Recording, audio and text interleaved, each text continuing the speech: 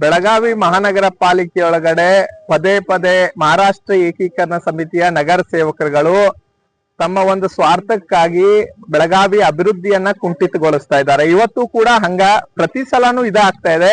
ಇವತ್ತು ನಮಗೆ ದಾಖಲೆಗಳನ್ನ ಮರಾಠಿ ಒಳಗಡೆ ಕೊಡಬೇಕು ಅಂತ ಹೇಳಿ ಗದ್ದಲವನ್ನ ಸೃಷ್ಟಿ ಮಾಡಿಸಿ ಸಂಪೂರ್ಣ ಸಭೆಯನ್ನ ಮುಂದೂಡುವಂತ ಕೆಲಸ ಈ ರವಿ ಸಾಳುಂಕೆ ಅನ್ನುವಂತ ನಗರ ಸೇವಕ ಮಾಡ್ತಾ ಇದ್ದಾನ.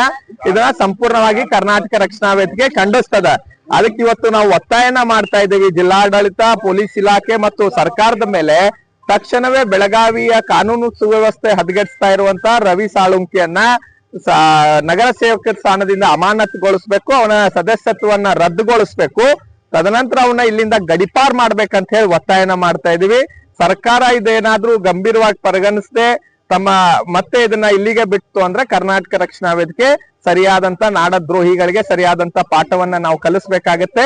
ಅಲ್ಲಿ ಏನಾದ್ರೂ ಕಾನೂನು ಸುವ್ಯವಸ್ಥೆಗೆ ಧಕ್ಕೆ ಬಂತಂದ್ರೆ ನೇರವಾಗಿ ರಾಜ್ಯ ಸರ್ಕಾರ, ಜಿಲ್ಲಾಡಳಿತ ಹೊಣೆ ಆಗ್ಬೇಕಾಗತ್ತೆ ಅಂತ ಹೇಳಿ ಈ ಸಂದರ್ಭದಲ್ಲಿ ಒತ್ತಾಯನ ಮಾಡ್ತಾ ಇದೀವಿ. ದೀಪಕ್ ಗುಡುಗ್ನಟ್ಟಿ ಅಂತ ಹೇಳಿ.